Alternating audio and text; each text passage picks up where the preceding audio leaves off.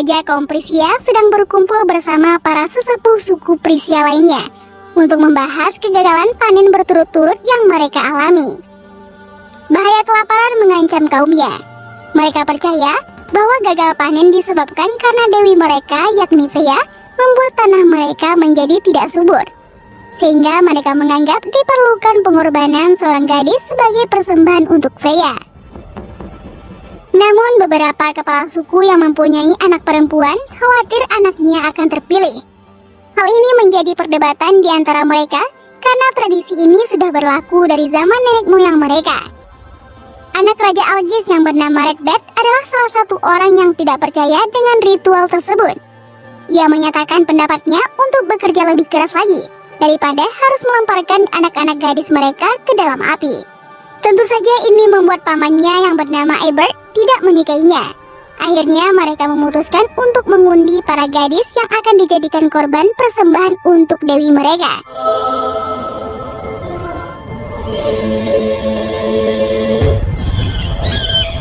Kekasih Redbad yang bernama Fene ada di antara mereka. Redbad berusaha mencegahnya dan mengajaknya untuk lari, namun Fene menolak. Fene adalah gadis rakyat biasa yang menganggap pengorbanan itu adalah kehormatan bagi keluarganya. Upacara pemilihan pun dimulai. Fene dan satu gadis lainnya terpilih sebagai gadis yang akan dikorbankan. Mother of air and earth, of fire and water. Redbad marah dan kecewa. Namun putra paman Ebert yang bernama Jure mencoba menenangkannya, sampai ayahnya sendiri harus turun tangan. Sedangkan upacara pengorbanan pun tetap dilakukan.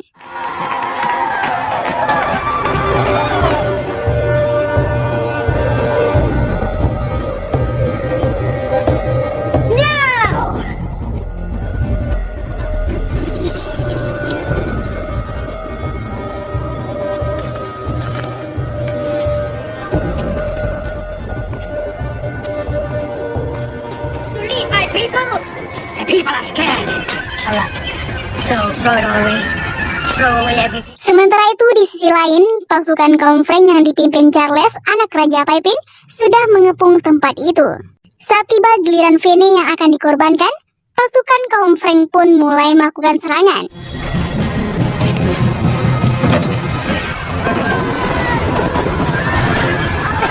The children need to leave the city. Redbad yang khawatir dengan keadaan Fene keluar dari barisan untuk menyelamatkannya. I am a free man. I am Scythian people. Pertempuran tidak seimbang pun terjadi. Charles yang mengincar Raja Algis berhasil membunuhnya. The king is dead. Go, go. Kota kaum Prisia yakni Dorestad akhirnya berhasil sepenuhnya dikuasai pasukan Charles.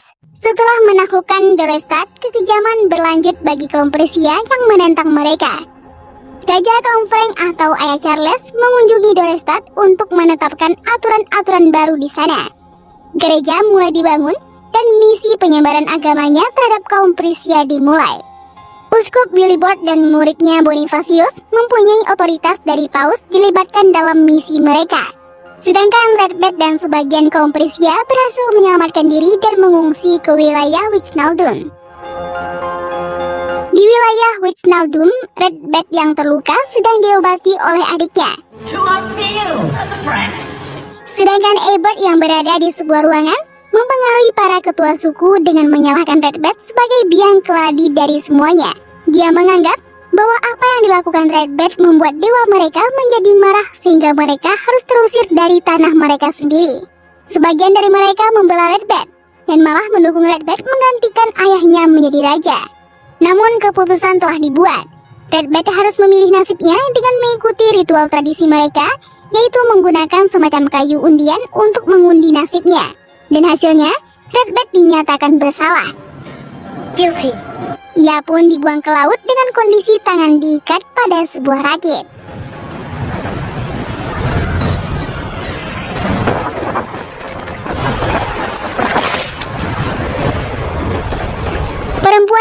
spiritual mereka, yaitu Edwina, menyelipkan semacam pin tanda kerajaan pada bajunya, dengan harapan roh nenek moyang mereka mengawasinya.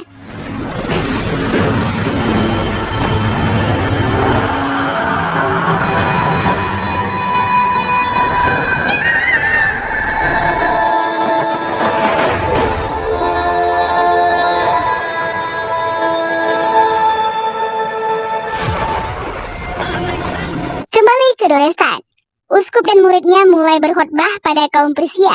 Di antara kaum Prisia banyak yang menentang secara terang-terangan. Namun sang uskup yang kurang sabar malah memilih cara lain untuk menghadapi mereka. Hal ini dipertegas lagi oleh Charles, bahwa mereka harus mendengarkan apa yang disampaikan sang uskup dan muridnya. Sementara itu, Redbad yang terdampar di pesisir pantai Dennis ditemukan oleh perempuan bernama Freya.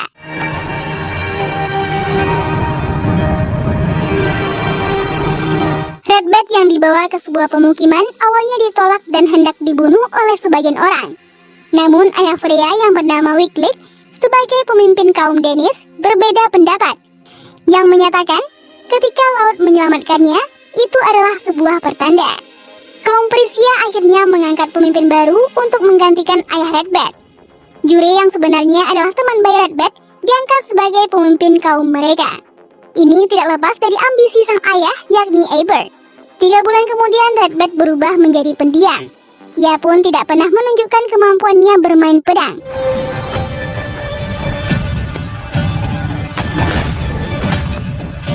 Seringkali dia malah dibuli oleh teman-teman barunya, namun dia tidak menghiraukannya. Wycliffe yang mengajaknya berburu malah menceritakan mimpinya tentang ikan paus yang sekarat namun tidak mati.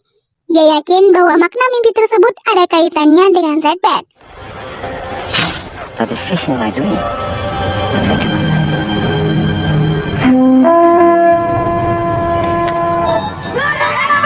Mereka mendapatkan serangan dari kaum Spear atau Swedia. Redbad yang ingin ikut campur tidak diperbolehkan oleh Wycliffe. Hal itu katanya bisa membawa sial buat mereka. Redbad yang ngotot harus dibuat pingsan supaya tidak ikut bertempur. Redbad yang terbangun dari pingsannya menyusul kaum Dennis ke pantai. Ia memutuskan untuk membantu mereka yang menyelamatkannya.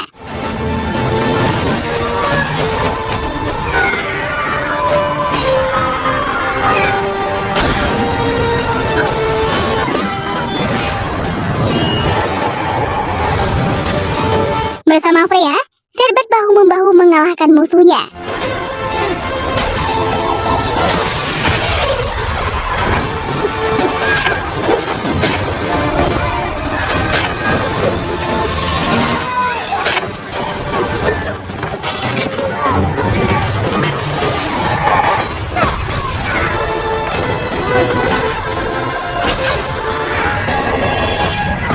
Pertempuran pun dimenangkan oleh kaum Dennis.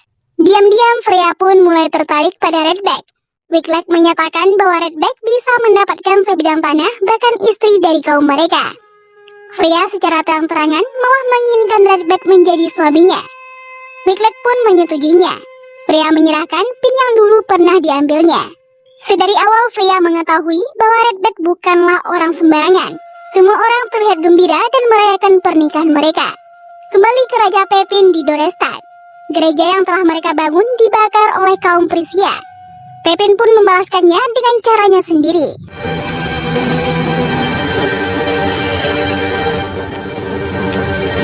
Jure pun dipanggil menghadap ke Pin. Ia diminta mempertanggungjawabkan tentang semua yang terjadi. Namun Jure yang sebenarnya mempunyai rasa patriotisme yang tinggi menyatakan ketidakadilan terhadap kaumnya. Tapi ayahnya lebih memilih untuk berkompromi dengan Pepin. Setelah kejadian tersebut, dengan alasan menjaga perdamaian, Uskup Wilbord datang mengunjungi Jure dengan sebuah usul. Dia ingin putri Algis yakni Sinde untuk dibaptis dan menjadi istri dari Charles. Para ketua yang menginginkan mereka untuk berdamai pun menyetujuinya. Tapi Jure bilang bahwa seharusnya Redbad yang membuat keputusan tersebut. Namun ada yang bilang bahwa Redbad sudah mati, dan Jure pun harus membuat keputusannya sendiri. Sin kembali ke Redbad. Kehidupannya yang tenang malah dikejutkan dengan informasi mengenai adiknya. Ia pun berdiskusi dengan Freya untuk menyelamatkan adiknya. Keputusan pun dibuat. Mereka sepakat untuk kembali ke Dorestad dengan membawa anak mereka yang masih bayi. Wiglaf juga mendukung keputusan mereka walaupun dengan berat hati. We will come back.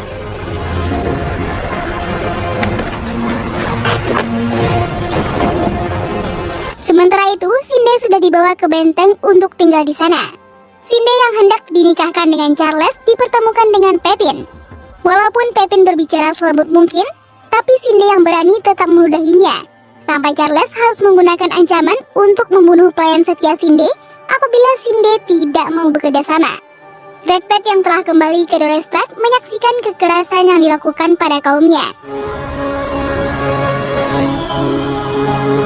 Kedatangan Redbird di wilayah Wijnaldum disambut hangat oleh semua teman-temannya. Yang mengharukan ketika Freya dan anaknya diperkenalkan pada Vene. Your son, Papa. Jure yang telah menjadi raja pun menyambut Redbird dengan hangat. Tentu saja Eobard adalah orang yang paling tidak suka dengan kembalinya Redbird. Namun Redbird yang seharusnya menjadi raja tetap menghormati Jure sebagai raja mereka. Sejatinya Jure adalah orang yang setia pada Redbird dan hanya menginginkan Redbird menjadi raja mereka. Namun ayahnya lah yang menginginkan semua ini.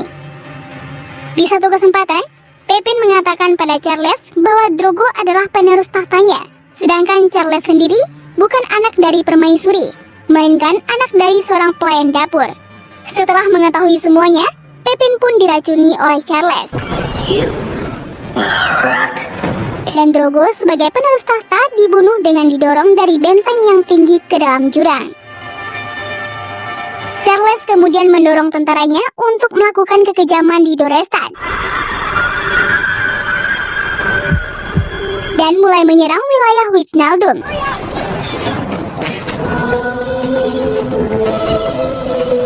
Akhirnya pertempuran besar pun tak bisa dihindarkan.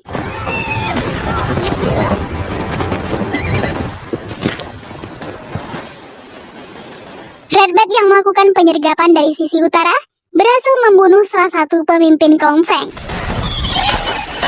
Ia membawa kepalanya untuk memancing dan memecah sebagian pasukan Frank. Pasukan Frank adalah salah satu pasukan terkuat di dunia dengan jumlah pasukan yang besar pada saat itu.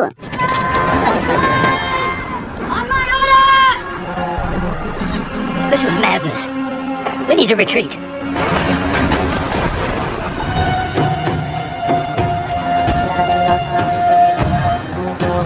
Redbird memancing pasukan Frank yang mengejarnya untuk memasuki selat laut yang surut.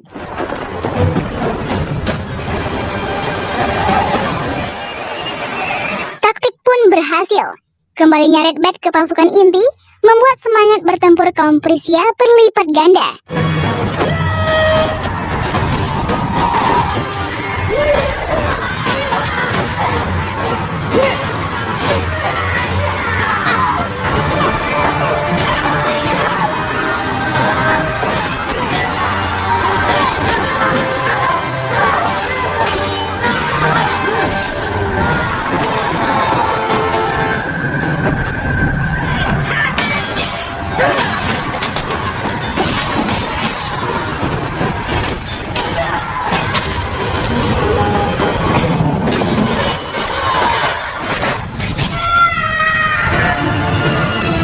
We should retreat, my lord.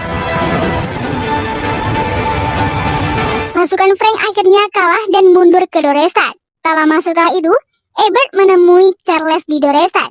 Ternyata Eobard berkhianat terhadap kaumnya. Charles memanfaatkan Eobard untuk menghabisi Redbird, dan Eobard pun menyanggupinya. Terlihat Freya berkuda menuju sebuah gereja. Eobard mencoba mengikutinya dari kejauhan. Freya yang sejatinya telah menganut agama Kristen sebelum menikah dengan Redbird, meminta Bonifacius untuk berbicara dengan Wilbur supaya Charles merubah cara mereka menyebarkan agamanya. Apabila tidak, maka akan terjadi lebih banyak perang. Setelah kemenangan besar kaum Prisia, Redbird menemui Jure untuk menyerang pasukan Frank yang mundur ke Dorestad. Jure yang awalnya ragu dengan kekuatan besar mereka, akhirnya menyetujui usulan Redbird. Rupanya Redbird menyambut kaum Danish yang mengunjunginya. Redbird meminta bantuan kaum Danish atau pihak istrinya. Dia meminta kaum Danish untuk membantu perjuangannya sebelum bulan purnama berikutnya. Bonifacius mencoba untuk melobi Uskup Willibrord untuk melakukan pendekatan lebih humanis terhadap kaum Prisia. Melihat kelembutan Bonifacius, sang uskup memeluknya sambil memberikan nasihat kepadanya. Namun ternyata sang uskup melakukan tindakan yang ekstrim. Dia membawa pasukan untuk menebang pohon yang dikeramatkan kaum Prisia. Keributan pun terjadi. Sang uskup bahkan menentang dewa mereka untuk menurunkan geledek padanya. Sebagai ahli spiritual, Edwina pun marah. Namun apalah daya, ia malah harus mati terbunuh. You can see. Redbad yang diberitahu peristiwa tersebut datang dan mengamuk. Tak lama kemudian, Ebert datang bersama pasukan Charles. Dia memanfaatkan kesempatan itu untuk mempengaruhi kaumnya sendiri. Dia mengatakan bahwa Freya adalah seorang Kristen dan telah bersekongkol dengan para imam.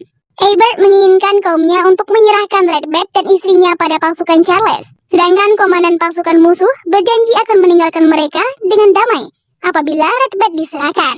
Redbad pun membiarkan dirinya ditangkap. Namun pohon yang dianggap keramat pun tetap dirobohkan. Father. Let them stay there. Ini adalah untuk menghindari kaumnya dari kekalahan besar. Mereka pun berdebat. Ebert memang meragukan kemampuan anaknya, tapi dia ingin anaknya tetap menjadi pemimpin kaum Prisia, sehingga ia rela menjadi pengkhianat. Then go to them. Redbad dan Freya dibawa ke benteng Charles di Utrecht. Istri Raja Pepin yang melihat anak Redbad mengambilnya dan membawanya. Tak lama kemudian, Charles mendatangi Redbad di penjara. Diketahui bahwa Charles sebetulnya orang yang tidak percaya pada Tuhan. Dia mengancam akan membunuh Redbad, termasuk anak istrinya, apabila Redbad tidak mengikuti perintahnya. Bagi Charles, agama hanyalah dalil untuk memperpanjang kekuasaannya. Dan film pun selesai. Terima kasih telah menonton dan sampai jumpa di video berikutnya.